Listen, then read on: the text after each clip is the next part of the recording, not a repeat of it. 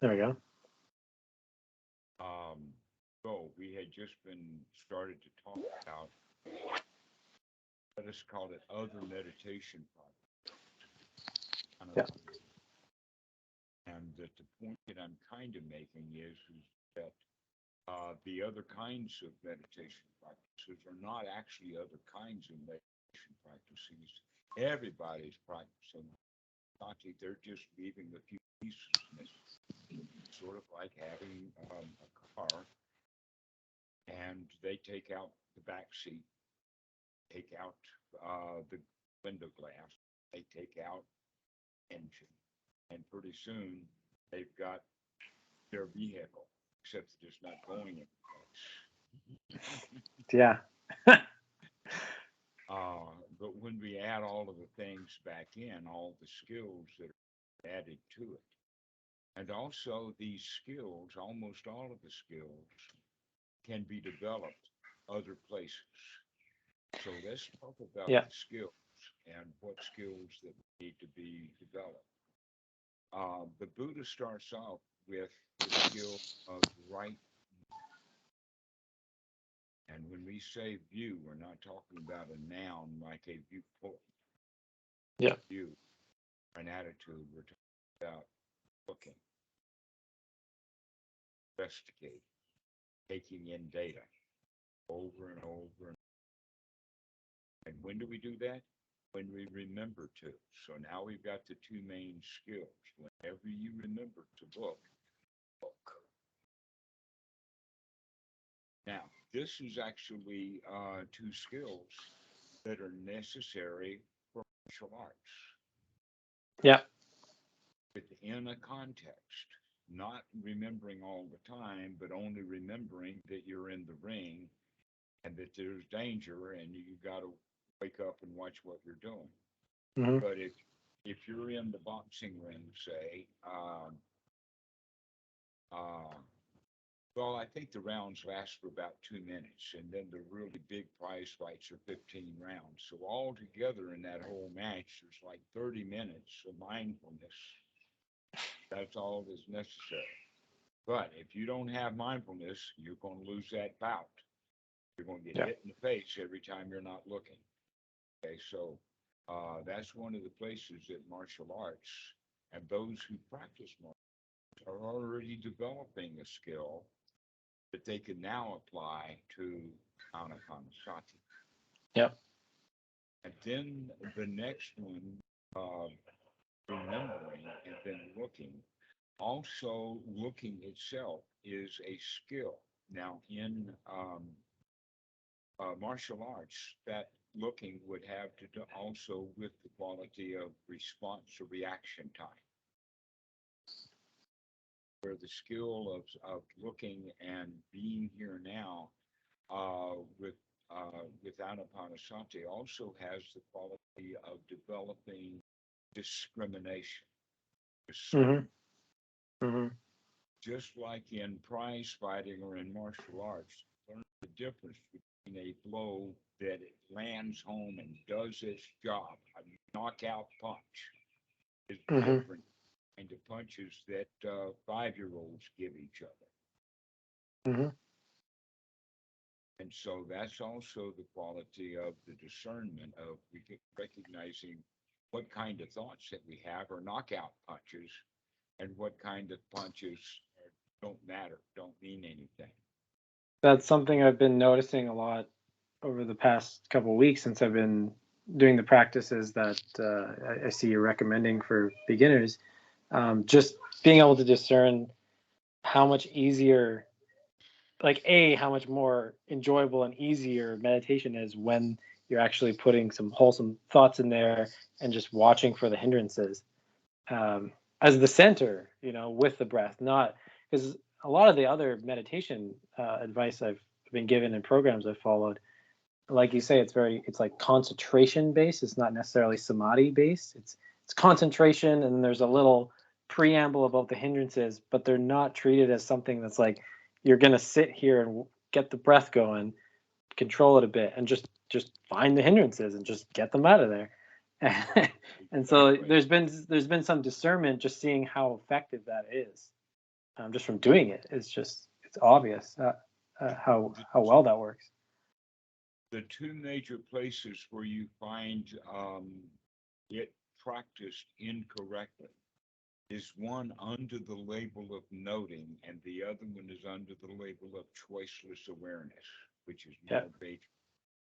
Now, the point about choiceless awareness is correct, and the point about noting is correct. It's just not.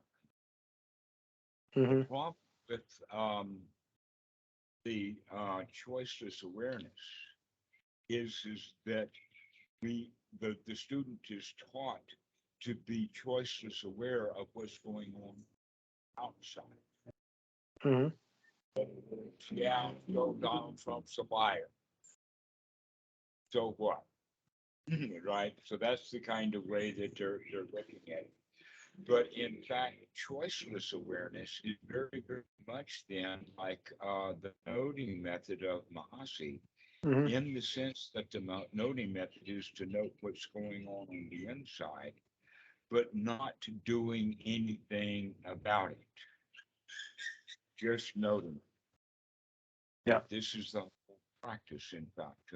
Note it deeply, note it well, keep noting and noting some more. And when you get finished with that, start again and note some more. Okay. And the question always arises, noting what? And the Mm-hmm. answer to that is noting whatever is there. Right? Yeah. Which is also so far so good with the teaching of the Buddha. Sure. They're missing both sides is missing right effort. Right effort is one of the major parts of the path. It's missing in choiceless awareness because they're not making any choices. They're not doing anything. And that was something I became aware of. This was years ago. I was reading Thanasaro's. He has a lot of content online, and he had this one talk. He was like, grab the breath and make it like how you want to make it. If you want a deep breath, take a nice deep breath and enjoy it. Don't just sit back and just watch it. Like, actually do something with it that you think would be useful. And there was something in what he said that makes a lot of sense in terms of having the discernment to know what to do and actually just doing it, rather than just sitting in the meditation and just watching things kind of happen. Actually being able to guide the mind into doing something, like you would if you were practicing an instrument. You actually try to execute some kind of technique and train it. Mhm. And so I really resonated with that. Yeah. So actually, you bringing up music, that's another kind of skill that is very useful in Ānāpānassatisutta. One of the biggest qualities of music is repetition, and repetition of the music itself, as well as the repetition of the practice. To do it over and over and over and over again. And that we can actually understand that repeating something or doing it over and over and over again can, in some strange ways, be considered concentration. Mm-hmm. But most people don't think of concentration that way, of just doing the same little thing over and over and over again, which would be basically the way that the child who was doing his homework could do it. Is just do one problem and then do another and then do another and then do another and have some fun and do another, like that. Okay.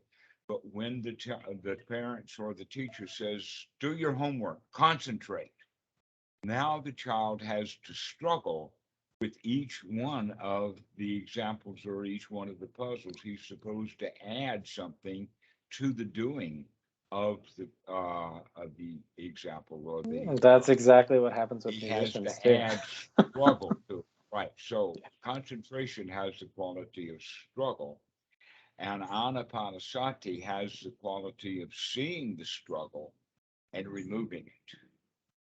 Mm-hmm. Because we've gotten them quite, we've already built up in our society every child the habit of struggling, especially when they don't feel like they can do it. Mm. Yeah. So what we do then, instead of actually doing it happily, easily, joyfully, we struggle at it and fail. But by Mhm. struggling and failing, then we get the higher ups mercy, grace, and forgiveness, because look how hard we tried. Mhm. So we get the consolation prize. Now, this actually is the entire basis of Christianity.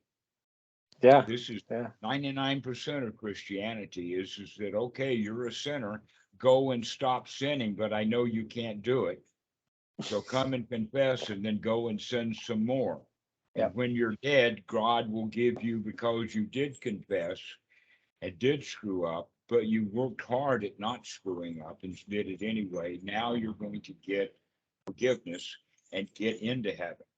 That's the funny thing. No one in heaven that dies, I mean, Christians especially, Christians seem to think that they're the ones that are in heaven. And yet, all of the people who were in heaven under that example of Christianity would be failures. Yeah. That heaven is, let us say, a collection of thieves, pickpockets, rapists, preachers with their hand in the panties and in the till, and that's who you're going to have to put up with if you get into heaven, because they're still going to do it, but they're going to get forgiven for it when they're in heaven. The only difference in between heaven and hell is that heaven, you get forgiven for being bad, and in hell, you don't. Yeah. All right. So this is how that whole system is set up. And back to the point about um, the noting system of the noting, Mhm. is that it's almost the same thing, that you're supposed to note and struggle and work hard at noting, but you don't ever come out of the sin, even though that's true. This is kind of interesting, the way that it's built into the 16 stages of insight. I think you might have heard about that before. Yeah. I'm quite familiar with the stages of Okay. insight. So the 16 stages of insight, there is stage 11, which is remarkable. And that's the one of the redoubling of the effort. Finally, Mhm. they're going to put some effort in. After the horrible after emotion. after all of the dark night of the soul and all of that, and they're so disgusted with the way that they're doing it, finally they're going to take the effort to practice the Eightfold Noble Path and the Four Yeah. Noble Truths, which is step 12. Yeah. And so what I try to do with the students is, let's start off at step 11. Let's go right and get ready for and go right into the Four Noble Truths and the Eightfold Noble Path. That's what the Buddha teaches. He does not teach Mhm. despair, fear, and misery and disgust. That's actually what happens when people are not practicing correctly. Well, and it makes sense that it would happen if you don't know how to get the hindrance out of the mind. You're going to have like the stages of insight has an explosive experience that's positive, and then a huge dropping off. But if you don't know how to get the hindrances out of the mind and build some piti and sukha, then of course there's going to be this super low value if you don't have the skill set to stop Mhm. it. And to It's, me, it just seems crazy to not teach people that now, because I've been in those states before well, and saw it. it's not so much crazy that the teachers don't do it. It's that the ignorance, the teachers that are out there teaching are ignorant of Yeah, the actual teachers and of the Buddha. and to be fair to the whole Mahasi tradition, like I studied with a Mahasi monk at a Mahasi center in Vancouver, and my experience with them was much different than what I hear about people talking about noting online. The monk that I worked with was much more tender and calm. And I even asked him point blank, what do you do if someone's having these hard experiences? And he just says, you just stop doing that practice because it's causing issues. And so he was a lot more, I would say, level-headed about it. But some of the other people that the Western advice online is more like, no, just note through, like it's concrete wall and you just got to note through it. And that was not the advice I got from the Mahasi Center, but that's the advice, again, that's you often see online from people that are practicing noting. So I thought that was interesting to note. It sounds like that you've run across a monk that had gone through that and had gotten finally to the Four Noble Truths and the Eightfold Noble Path. It's Hmm. also an interesting point that step 16 of that 16 stages of insight is basically the statement, never mind, start again. But it's Hmm. phrased in the sense of continuing um, ongoing investigation. Investigation. Ongoing investigation. Okay. Well, why couldn't we start that ongoing investigation right from the very beginning? Hmm. That's the problem with this 16 stages of insight or 16 steps to insight is that they should not be seen as steps and stages. They should be seen as perhaps items. But we couldn't even say items on the list because then we take the list in list order. Yeah, yeah, exactly. Which is what happens with other, there's like Chuladasa's concentration stages. Same stuff happens to people. It's like, they get kind of hung up on the sequential order of things. So if there Um, actually is an order for the 16 stages of insight, I'd start with number 16, then go to number 11, and then 12. And that would be the 16. It's number 16, number 11, and number 12. You can forget yeah, about most of the other stuff. yeah. So getting back to the idea of the skills that we have to develop, we've talked about or began to talk about three of them, which is the skill of, remember, the skill of waking up, the skill of coming back to the present moment, to get out of our daydream. Hmm. Sort of like the wake-up call is when the teacher is standing at the front of the class and all of a sudden she beats her little stick or something to make some noise, and then she screams at Johnny in the back of the room, Johnny, stop daydreaming and pay attention. Okay, that's his sati. Wake up, pay attention to what's going on in the classroom rather than daydream. I found, like, one thing I really wanted to talk about at some point today was I found that humor is very useful for doing this, and these stories, they're very useful because they're fun, right? So like when you wake yourself up, when you have the sati with the right view and the right effort online, I found that the humorous letting go of the hindrances, it works so well. Like it works well and it's fun and it feels good, but That's right. rather Everything like it's is done. playful rather than it being like really intense and serious. It's like you're doing the right work, but it's playful. It's aimed in the right direction, but it can be done with a certain type Well, of spirit. you could go so far as to say that the playfulness comes with the attitude and the result of success, to where the Yeah, heavy duty concentration and working is based upon the expectations of failure, yeah. and that it's going to be a tough slog. You got to beat your head against the wall, not recognizing that not only is your head beating against the wall is also your head. It is your wall. And it So, kind of, I mean, people kind of talk themselves into the hindrances being harder to deal with than they actually even are any moment by making it into this big thing that's going to require all this, this superhuman type making of the effort. hindrances hard is a hindrance, and they don't see It's that. so silly. And that, in fact, that's one of the I would say, if there is a key word anywhere in the sutras, just one word sitting someplace buried in some sutra or another, I would say that that one word that is a key word to this whole practice is the word that's translated into English of gladdening, to gladden the mind or to Mhm. brighten the mind, because that there's nothing of that in either the Vajrayana, or the choiceless awareness, or the noting. Yeah, I agree. That they don't have that quality of taking the right effort to gladden the mind, to I wake it wasn't up. taught that in the And Zen tradition. I wasn't taught to do that either. Right? I mean, there's a lot of great skills that picked up there. There's no doubt, but that one skill missing is it's a game changer. It really That's is. right. I mean, And even just my daily life is way more enjoyable since I've been practicing like this. in the Ānāpānassatisutta, the gladdening of the mind is listed as thus one trains oneself, is what it's stated, which means that this is a skill to be developed while mindfully breathing in long and mindfully breathing out long. One develops the skill of gladdening the mind. Mhm.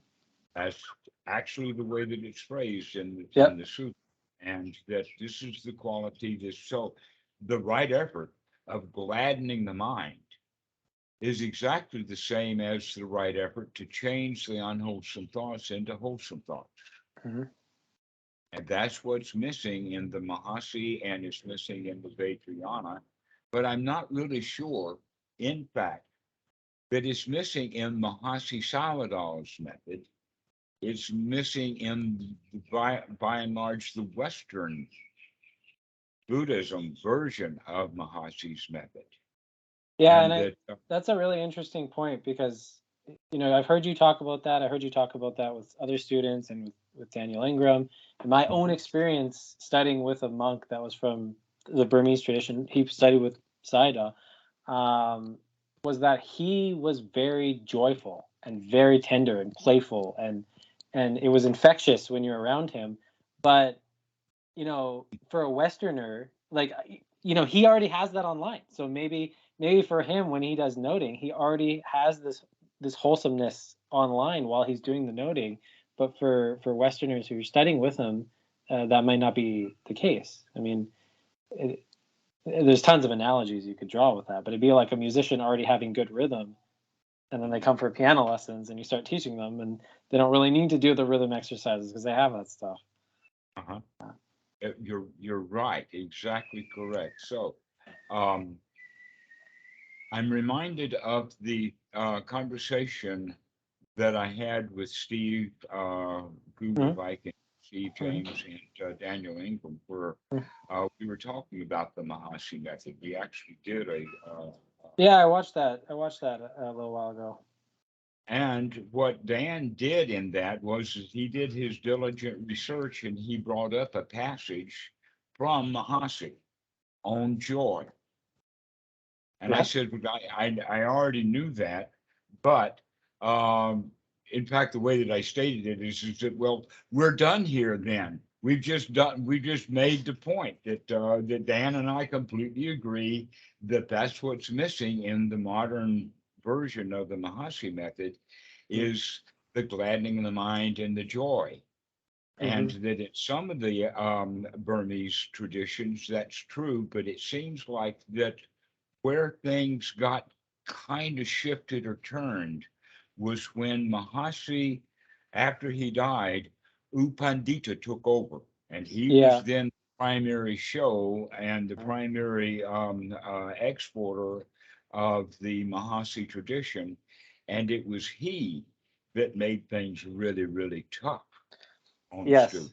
Yeah, I recall this. It almost reminds me of like this is why I think it's important to study the Dhamma with a teacher and not just read, because like I mean I have music books that I've read, but I know the professor who wrote them, and I know there's a ton of stuff they left out of that book, and someone who hadn't studied with that musician and just read the book, they're missing all these little details of how it's strung together.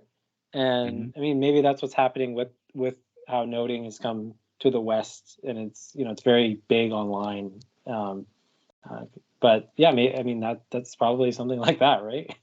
Uh-huh.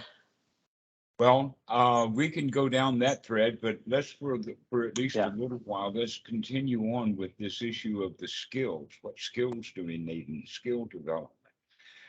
We've covered three of them Hmm. superficially. The fourth one then is after we get a practice going of right looking, remembering to look, and remembering and then taking the effort to change the mind from what was there. And when we talk about that, I can say it this way: whatever thought that we're having in this particular moment could be improved. Whatever thought that we've got, it could be improved. Mhm. Mm-hmm.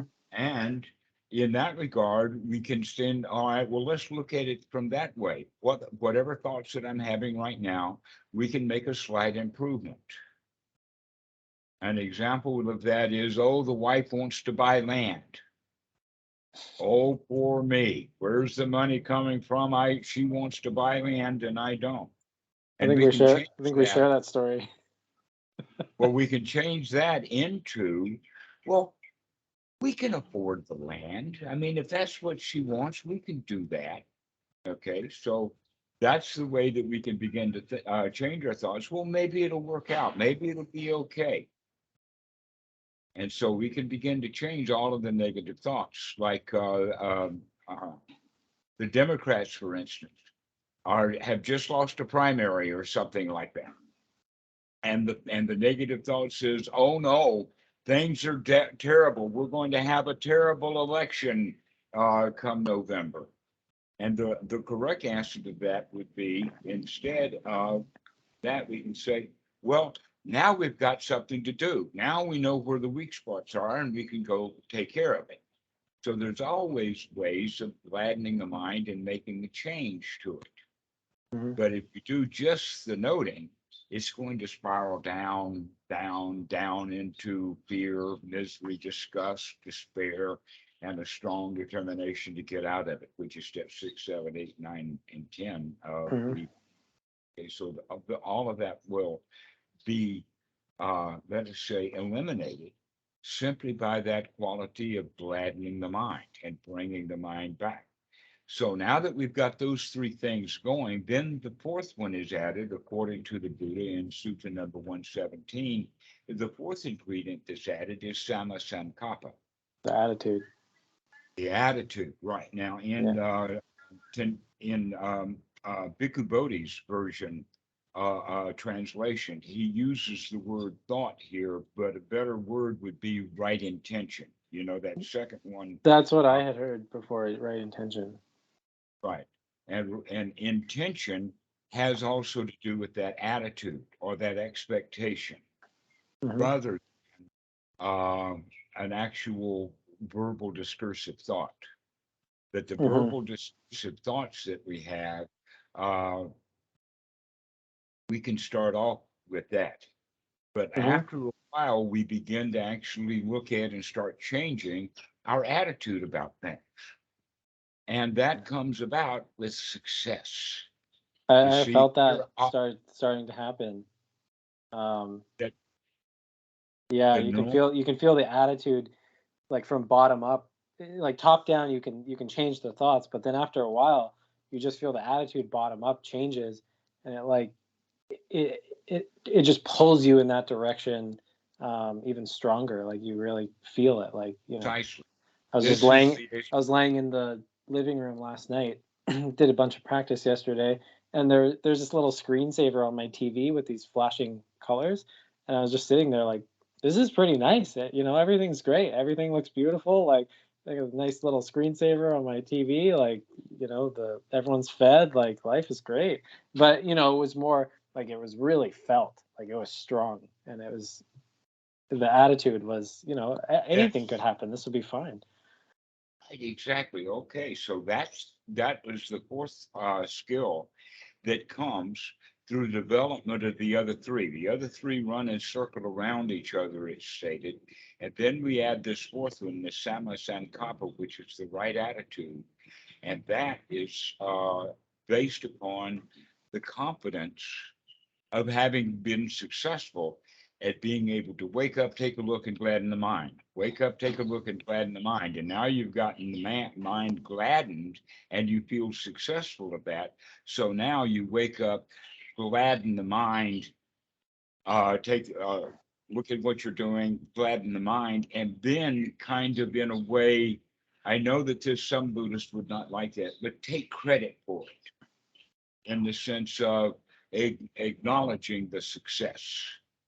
It feels more like it doesn't like it feels more like the success was positive, but it's like, well, now I know what to do. Now I know what actually works to make that happen. Uh-huh. It doesn't feel like I'm like such a good person for having done it or anything like that. It just feels good, and it's like, well, now I know how to do it.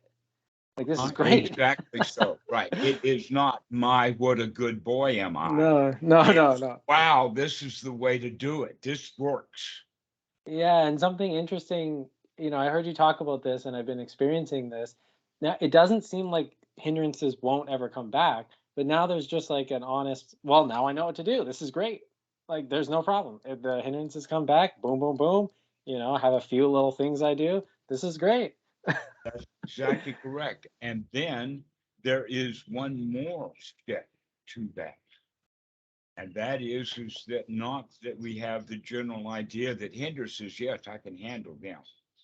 But the next step on that is it does not matter how heavy or deep those hindrances are, I can throw them out and come back to this present moment. Now, that Mm, is actually what the Buddha calls the first step of the Noble Path, is mm, that knowledge of being such a winner that it does not matter what kind of crap comes by, we've got it wired. That yeah. is real confidence. Okay, this is the strata, and that the example that we have is that the Buddha was known to be a lion, to be a bull, and that some of the sutras state things like it does not matter what kind of assembly he is in. He can walk into a bar. He can walk into a court office, a courtroom. He can walk into a political gathering. He can walk into the gods in heaven. And wherever he goes, he's the center of attention. Anywhere he goes, all the people's attention will turn to him. Okay. There have been many people like that in the past. Mm, Some of them are healthy and wholesome, and some of them not. One example would be Rasputin and mm. some particular politician. To where the other kind of politician, like Trump, is when people see him, they don't gravitate towards him. Well, some do, but most people run. I'd be running. But and so we can think of it in that way that the lion, the one who is so self-secured and so confident that people will gravitate towards that. And so this is why he's a lion, and we should practice that. This is a practice. The Mm, practice of being a lion, the practice of being in charge, the practice of being the one who knows what's going on. This is the samma sankappa. It is full on attitude, and it can be developed mm, into a kind of supreme position. mm, And you will hear people talk about that in the sense of, I am God. Well, you mm. have to define God in a certain way, but if you define it correctly, then I'm God. I'm the boss here. This chair is going to sit right here on the floor, and I'm not going to let it float off into the air. I'm going to sit on it.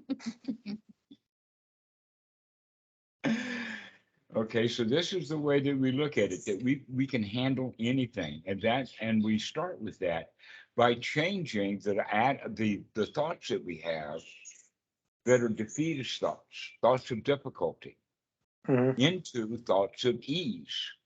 And when things are really, really easy, that means that you got it wired. You could do this. That's the attitude that we build up. Okay, so as we're building up those 4 skills, we also start developing some other skills, and those skills are listed in the Ānāpānassatisutta. So we Mhm. take the development of these 4 skills that we have from the Eightfold Noble Path and bring them then into the practice of Ānāpānassati, in the sense of waking up and investigating the mind is step 9, and step 10 would be then the gladdening the mind.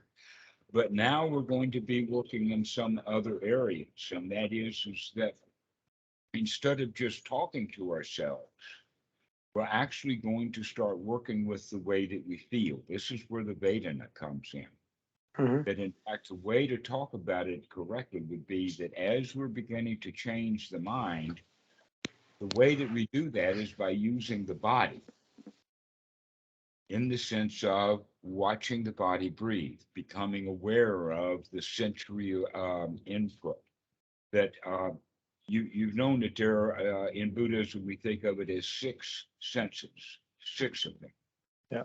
The mind is one of them, and that's where we tend to spend far too much time, except the only input for that mind is old data, the past, Yeah. junk, to where the input for the eyes and the ears is present data.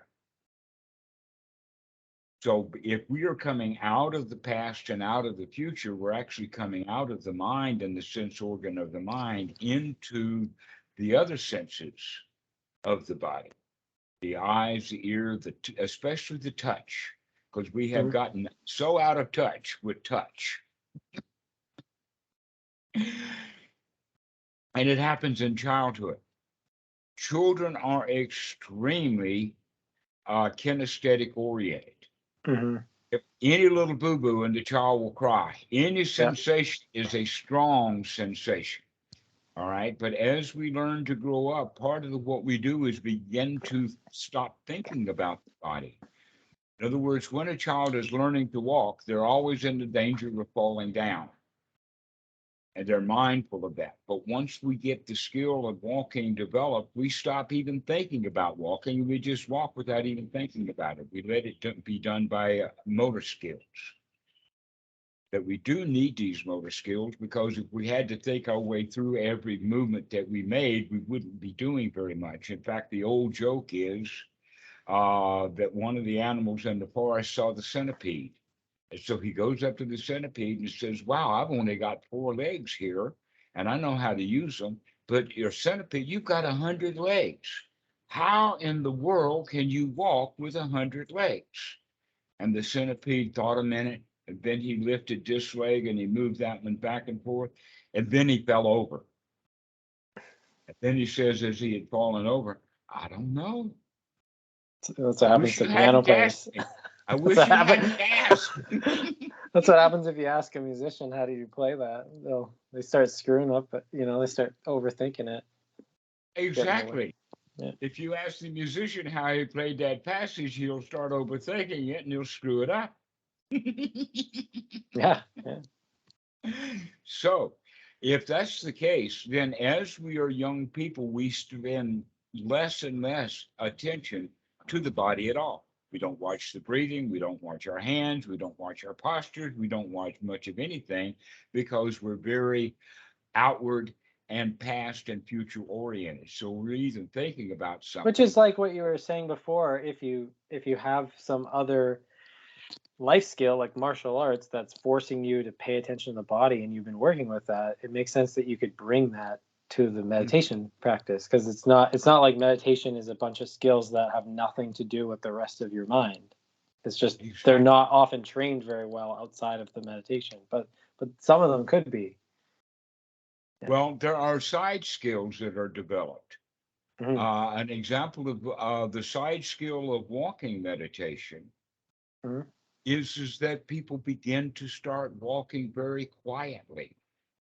They don't stomp around and make a lot of noise the way that most people do. We also are more familiar with walking barefoot rather than in shoes, and shoes make a lot of noise. So that's one of the qualities that, in fact, it's the quality of silence that gives rise to the idea that monks can fly. Because how in the world did he get right over my shoulder when I didn't have a clue about him coming into the room? Because he didn't make a lot of commotion coming in the room, and you weren't paying attention to your body anyway. If you had been alert to your body would have told you that someone is walking up behind you. Yeah, I've done a lot of walking meditation over the past 7 years, and it's hard for me to think of how normal walking is different. But when I'm just walking down the street now, it's very difficult to not be mindful of the walking.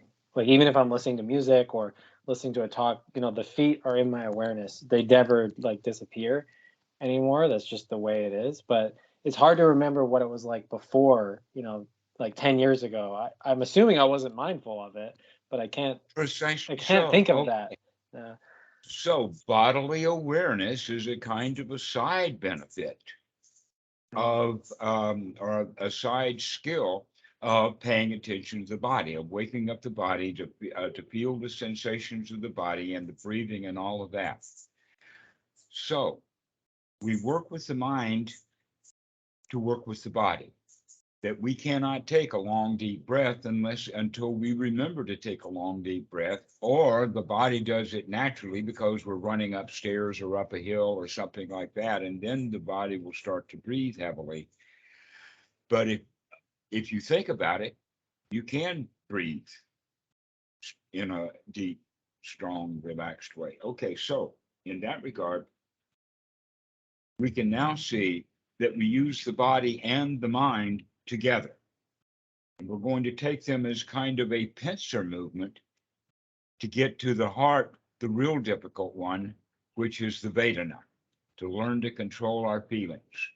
Very, very few people will boast about the fact that they are capable of managing their feelings. Almost everyone speaks in language that indicates otherwise. An example of that, when somebody says, I'm angry or I'm frustrated, that means that the anger is so big that it's encompassed me, whoever I am. Okay, so I am angry is different from, aha, I see the anger. I am not the anger. I'm the observer of the anger.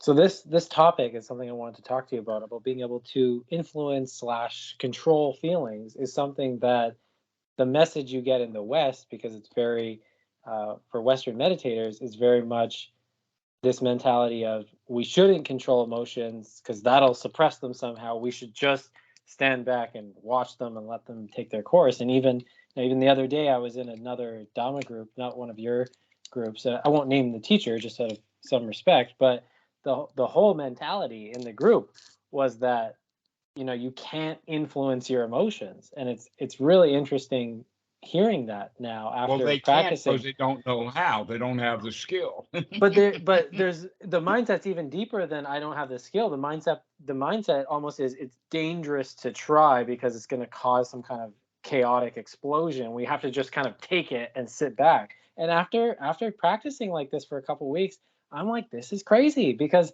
I've been meditating for a decent amount of time, not as long as a lot of people, but 7 years pretty seriously, and it would have been useful to know this earlier. Mhm. Because I'm And having a great time. no doubt you've heard of the Aesop fable of the fox and the grapes. You might maybe tell it to me again because the whole thing's not coming to Okay. mind. Okay, the grapes were high up on the bush. These were not low Oh, hanging. is this the sour grapes? Right. Yeah. Okay. And so the Okay. fox is jumping and jumping and jumping, and he can't get it. And so finally he walks away saying all the grapes were sour already anyway. Uh-huh. Okay. So that's what happens with a lot of meditation practices is that they say that, oh, I it's sour anyway. I should not try to control the feeling simply because I can't.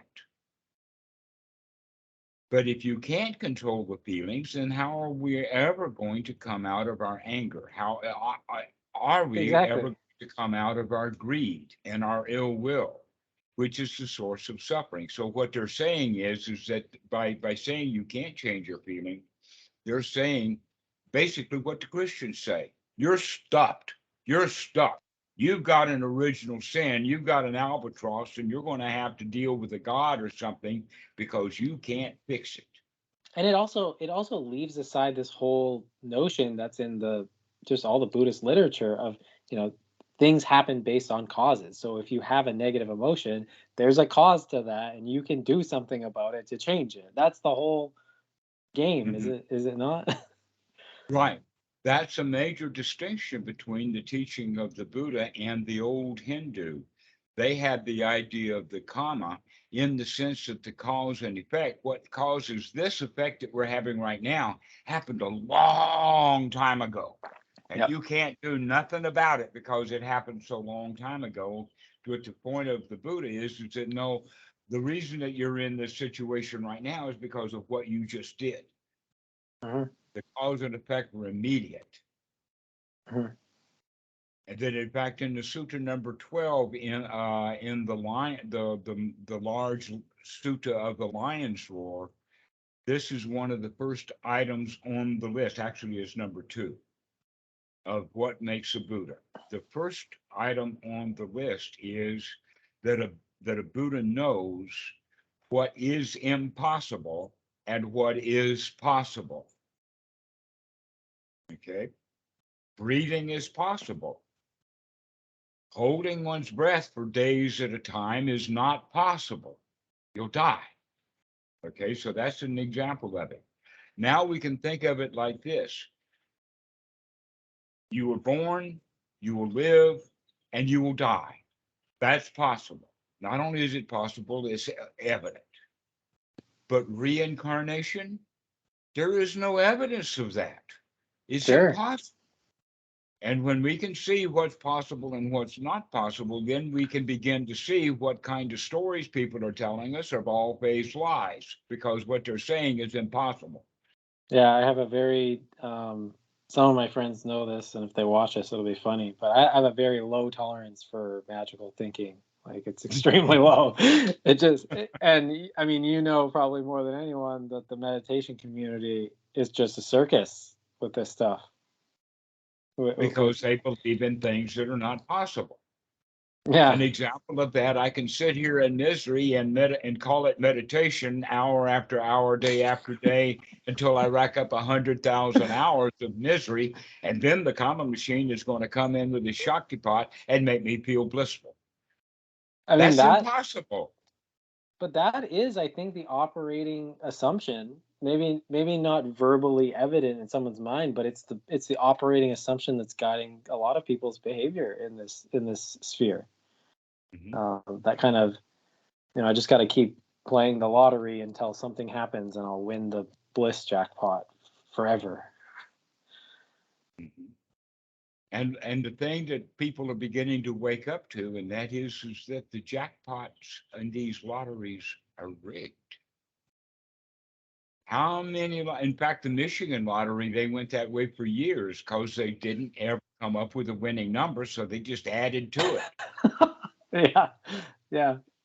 Yeah, they pulled out the number. Here's the number. Anybody got the number? Sorry about that. We'll keep the money.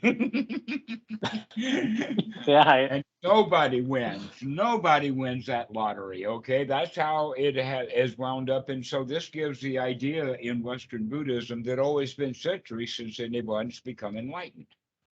Yeah, you said something really interesting on one of the YouTube conversations I listened to, that Westerners think there's very few people that are enlightened, even that are monks. And you were saying in Thailand there's like 400,000 monks.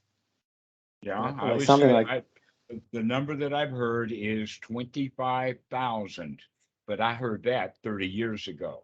I don't know how many there are now, but that's I have no basically idea. 25,000 nobles in which 25,000 is nobles, yeah. 25,000.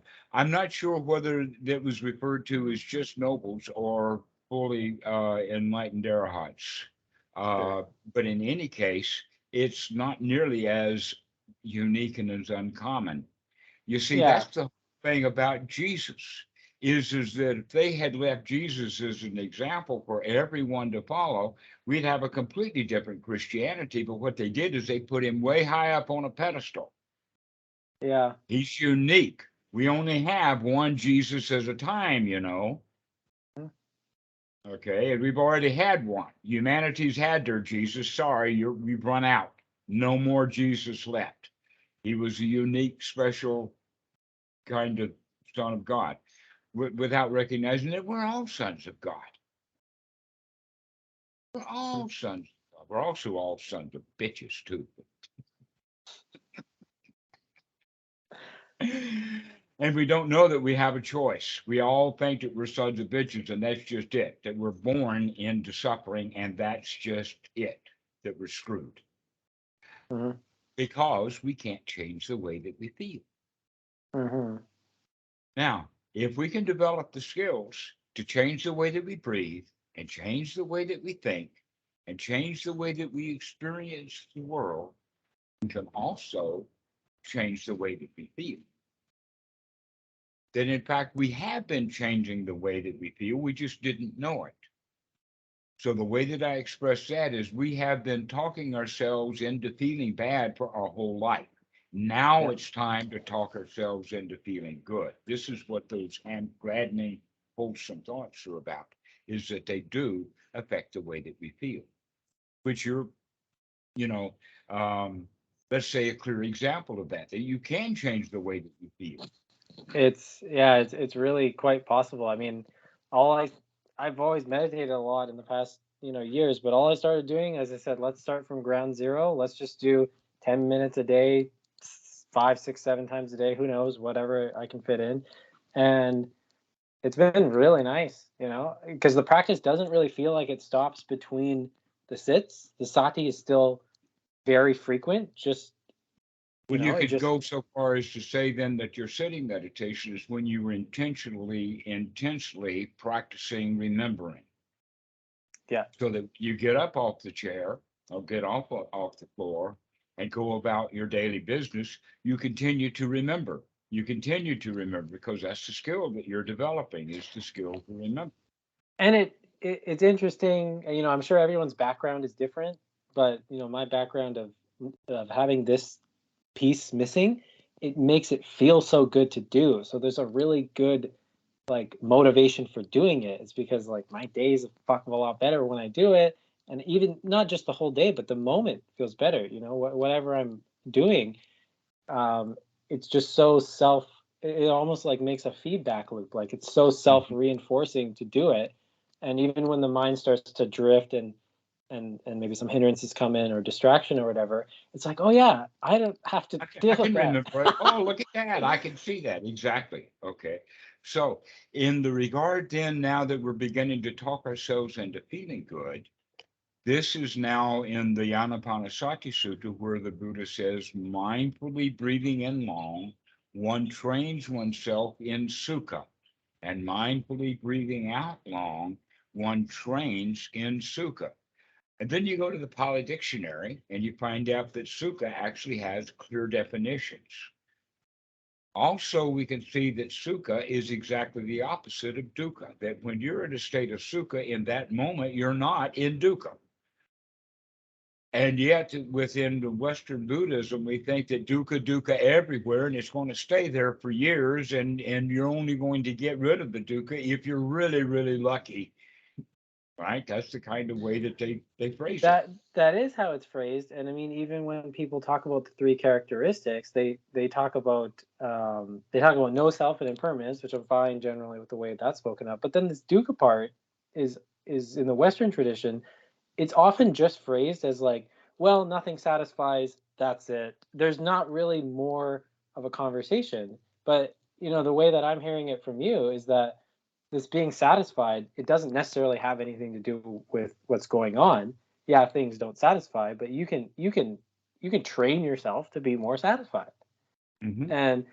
And yeah, just again to hammer that home, it's like that message is not what I've been hearing, and I'm very much read in this Western Buddhist sphere, and it's just not like, hey, just take it a little bit at a time, train to be satisfied, and it works. Well, satisfaction has several constituent components Mm-hmm. that would, let us say, destroy our satisfaction, or if we didn't have them, or take us back to dukkha. Mm-hmm. And that is, by the way, the primary feeling of the human, the primary feeling of all life form, the primary feeling is the feeling of fear, Mm-hmm. danger. Because the whole point about being alive is sustaining life. And so we all have a built in self preservation instinct, and the language that it speaks is fear. Which is why And that feeling of safety would be an important. right, exactly. So Yeah. even humanity, when we were, let us say, jungle bunnies, when we lived in the jungle, everything was dangerous. And so we start doing things like building houses and building villages and building communities and then building cities in order to feel safe. And yet no one feels safe in a city. Mm-hmm. That's the interesting thing, that we took the danger with us. Hmm. And so if we're feeling in a state of danger, that's not satisfying. That's not Yeah. satisfying. So we have to come to the state of feeling safe and secure. Well, guess what?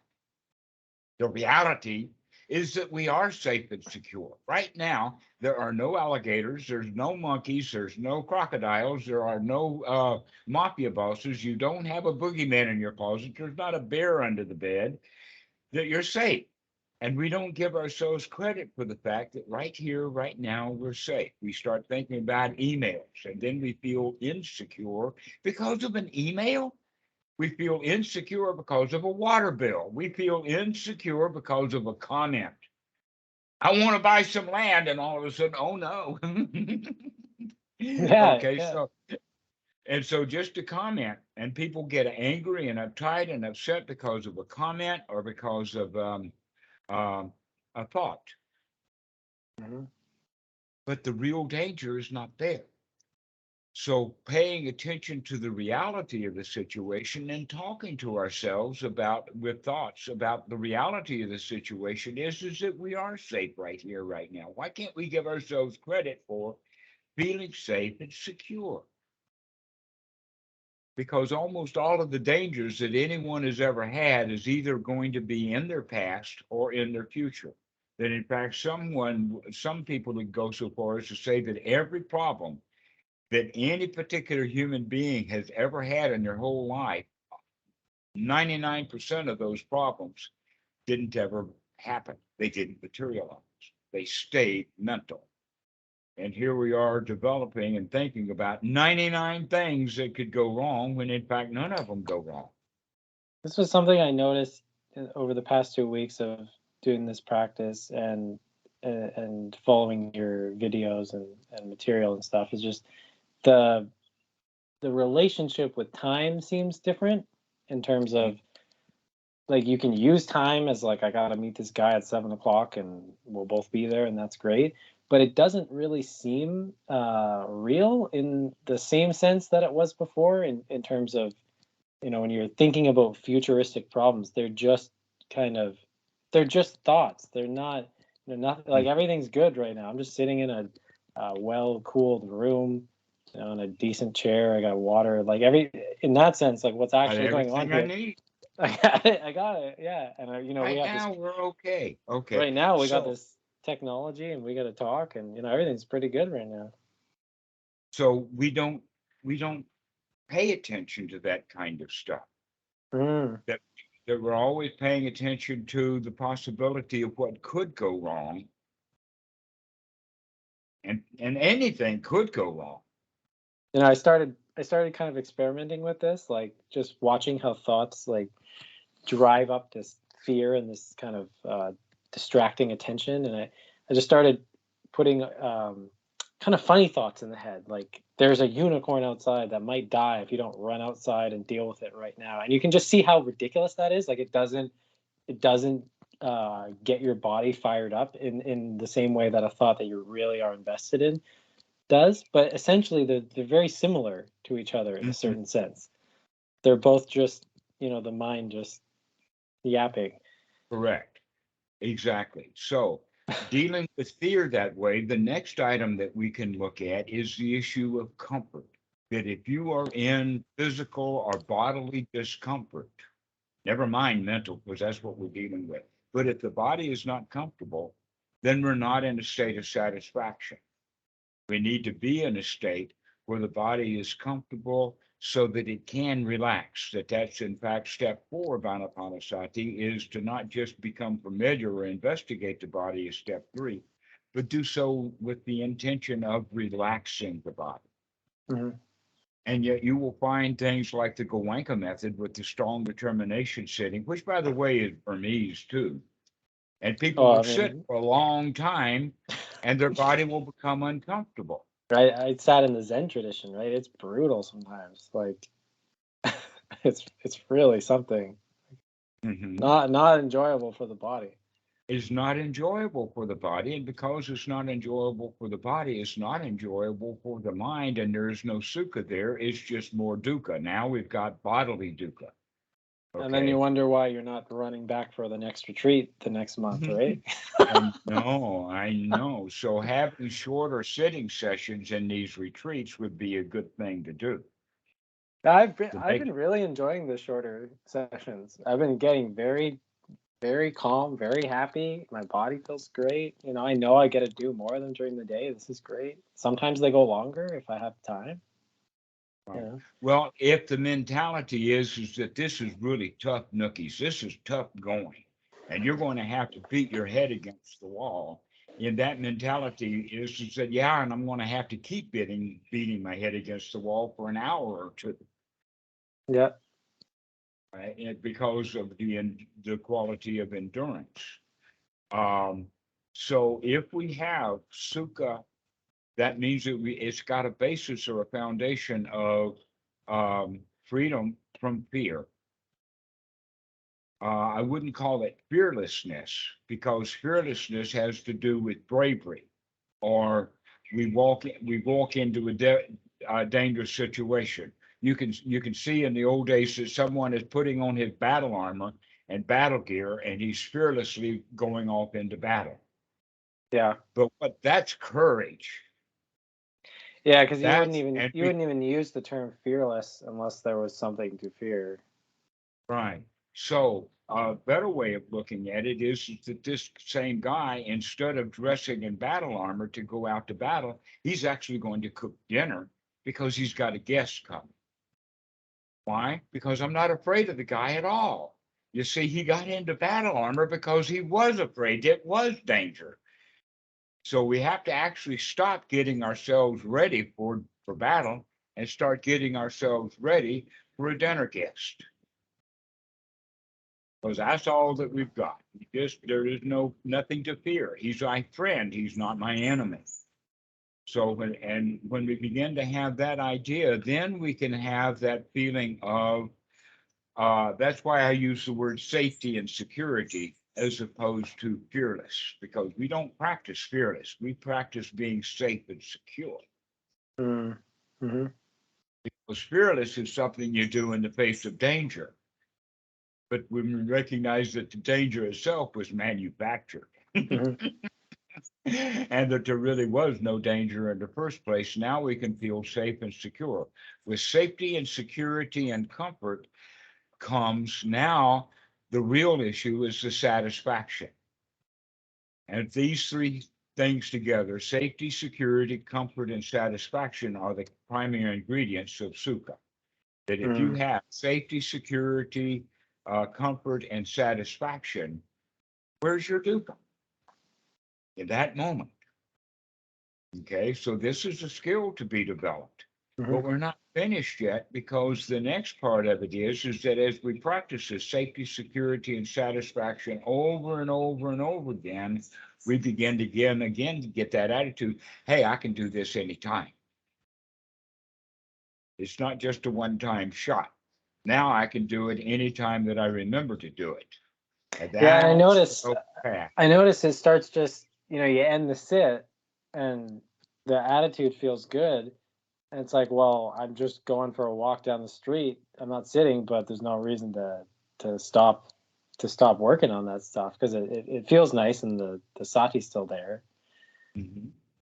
Yeah. Okay, so now we've got a new skill developed, and that is not just sukha, but the attitude of I can do this. The attitude of life is not only worth living, but it's worth living happily. Wow, this is good stuff. That's the samma sankappa, and that's also what we refer to as the piti.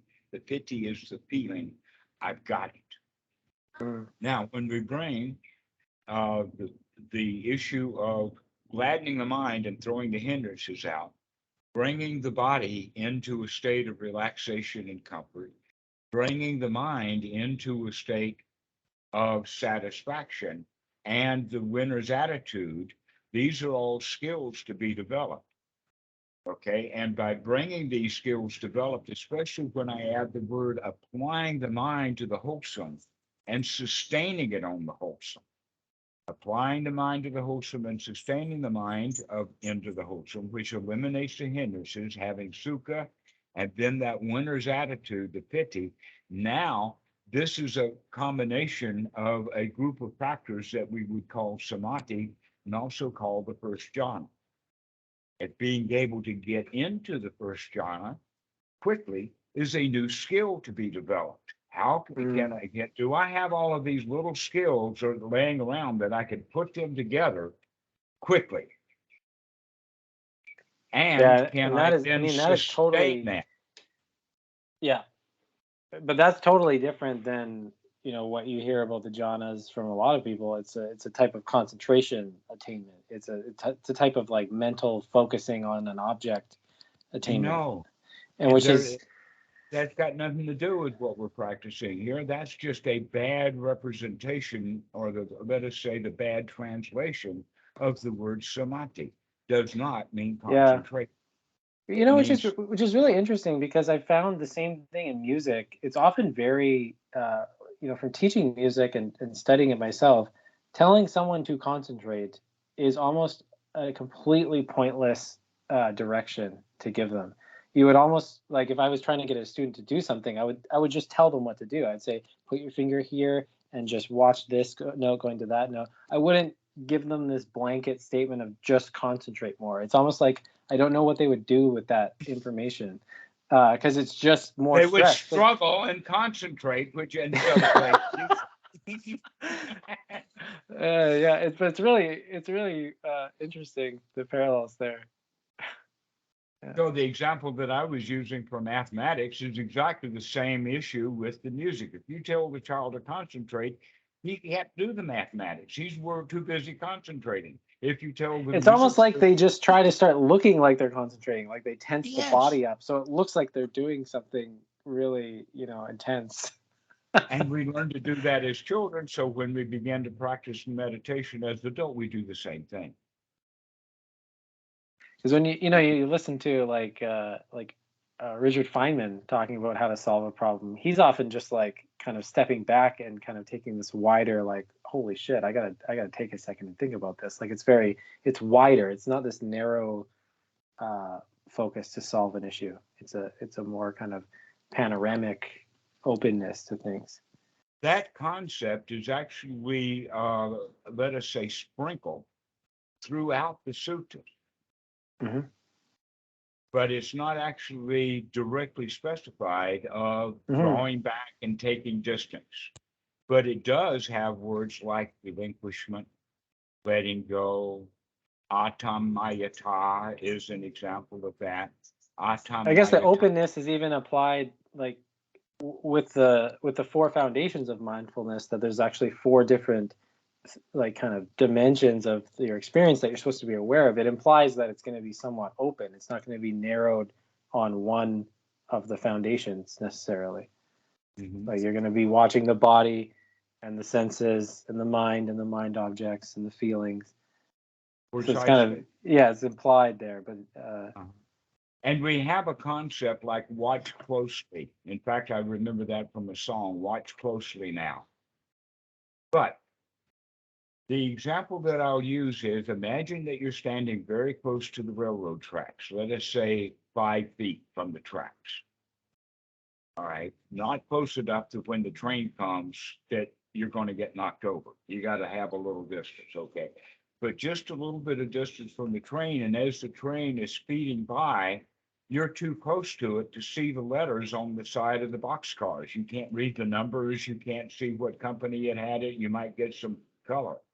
But if you stand back 20, 30, 50 feet, now you can see the numbers on each boxcar as it rolls by. mm-hmm. When we're too close, we can't see anything. Okay.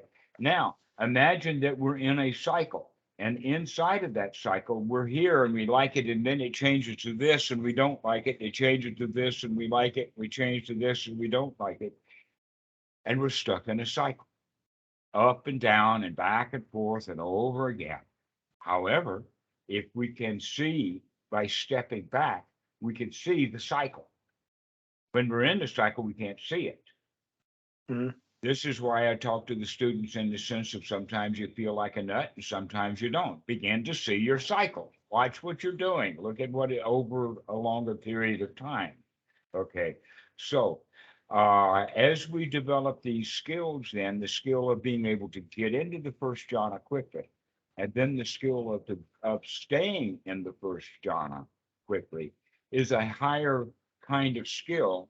But in order to stay in the first jhana, means that you have to keep applying those little skills of remembering to look, gladden the mind, and to throw the hindrances out, and let us sustain this quality of feeling very good.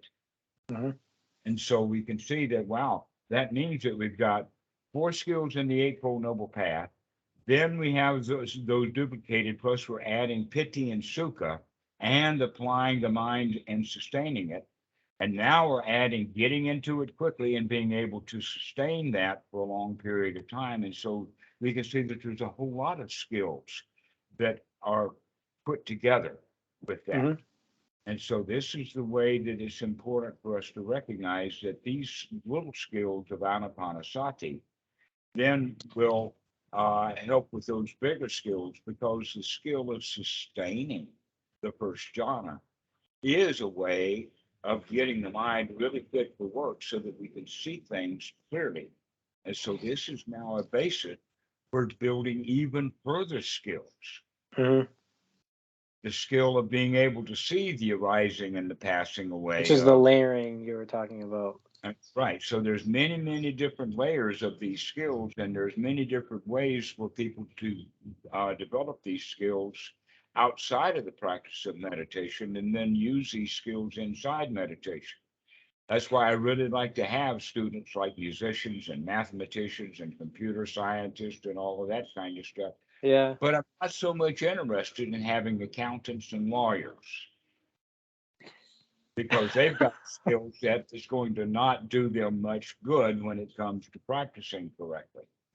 Yeah, I don't know if it's like this with other musicians, but I've been playing music pretty seriously for 20 something years, but the framework that you laid out, it's familiar to me, in this other domain. Their skills have to be layered in this way, and the idea that you would do that makes perfect sense. Mhm. Just yeah, makes perfect sense. Well, Yes. I want to be mindful of my bedtime here. I usually go to bed pretty early, but I've really enjoyed this conversation. And Yes, this has been really good. I'm glad that we've had it. It also reinforces the Ānāpānassatisutta and how to practice, as well mhm. as looking at these. Everything is a skill to be developed. Yeah, I can see Even the why. skill of relaxing is a skill to be developed. Yeah, yeah. One of the Sangha meetings earlier today too, so it's been a nice day for my practice. Right. Been very nice. Well, this has been a really good conversation. I really appreciate it. Thank you so much.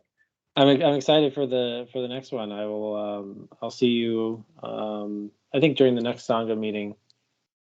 I think on What's Friday. what's today? Is today Thursday? So it'll be There's Saturday. Wednesday for me, so Thursday for you. Is today Wednesday, right? So it'll be Friday night. So it'll be in 2 days. Great. I look forward to it. All right. Oh, Thanks we'll so much, see you. Dhammarato. Uh-huh. Take care. Okay. Bye-bye.